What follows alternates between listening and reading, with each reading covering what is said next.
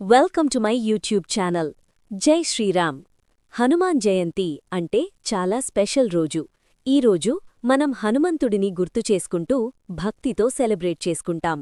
మరి హనుమాన్ జయంతిని ఎందుకు సెలబ్రేట్ చేస్తాం? సింపుల్గా చెప్పాలంటే ఈ రోజు హనుమంతుడు జన్మించిన రోజు అని అందరూ నమ్ముతారు. అందుకే ఈ రోజుని హనుమాన్ జయంతిగా భక్తితో జరుపుకుంటాం. హనుమంతుడు చాలా బలమున్న దేవుడు, కాని ఆయనకి ఇంకా ముఖ్యమైన విషయం ఏంటంటే ఆయన భక్తి. ఆయన లార్డ్ రామా మీద చాలా ప్రేమ మరియు నమ్మకం కలిగిన భక్తౌడు. హనుమంతుడు జీవితం మనకి చాలా మంచి పాఠమిస్తుంది.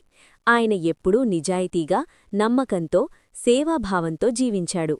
అందుకే మనం ఆయనని గుర్తు చేసుకుంటూ ఈరోజు సెలబ్రేట్ చేస్తాం. రామాయణంలో హనుమంతుడి రోల్ చాలా ఇంపార్టెంట్.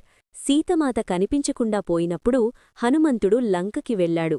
అక్కడ చాలా కష్టాలు ఉన్నా కూడా భయపడకుండా సీతమాతని కనుక్కున్నాడు. ఆయన సీతమాతకి ధైర్యమిస్తాడు.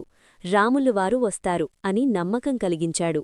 హనుమంతుడు చాలా ధైర్యంగా ఉంటాడు. ఆయన లంకలో రావణసేనని ఎదుర్కొని తన బలం చూపించాడు. ఆయన లంకని కూడా దహించాడు అని మనం విన్నాము.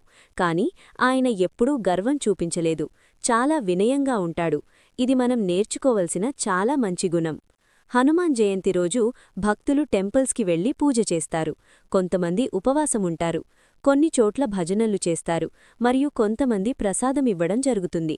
అలా చేయడం వలన మంచి జరుగుతుంది అని నమ్మకం. చాలామంది ఈరోజు హనుమాన్ చాలీసా చదువుతారు. అది చదవడం వలన మనసుకి శాంతి వస్తుంది అని అందరూ నమ్ముతారు. హనుమంతుడిని నమ్మితే భయం తగ్గుతుంది అని కూడా చెప్తారు. ఆయన పేరు జపించడం వల్ల మనకి ధైర్యం వస్తుంది అని భక్తులు నమ్ముతారు. హనుమంతుడికి ఆంజనేయ అని కూడా పేరు ఉంది.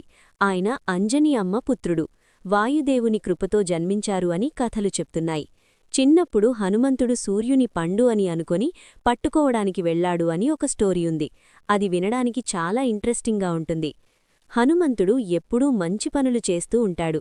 ఆయన జీవితం మొత్తం సేవ కోసం డెడికేట్ చేశాడు.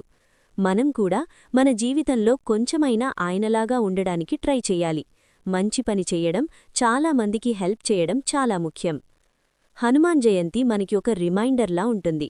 మనం భక్తితో ఉండాలి అని, మంచి మార్గంలో నడవాలి అని గుర్తుచేస్తుంది. ఈరోజు మనం హనుమంతుడిని ప్రార్థించి మన కష్టాలు తగ్గాలని కోరుకుందాం. మన ఫ్యామిలీ అందరూ హ్యాపీగా ఉండాలని కోరుకుందాం. సింపుల్గా చెప్పాలంటే హనుమంతుడు మనకి స్ట్రెంగ్త్ మరియు హోప్ ఇస్తాడు. ఆయనని నమ్మితే మనకి కాన్ఫిడెన్స్ పెరుగుతుంది. అందుకే ఈరోజు చాలా స్పెషల్. మనం భక్తితో ఈ రోజుని సెలబ్రేట్ చెయ్యాలి. మీ అందరికీ హనుమాన్ జయంతి శుభాకాంక్షలు. Thanks for watching. Please like, share and subscribe to my channel. జై హనుమాన్.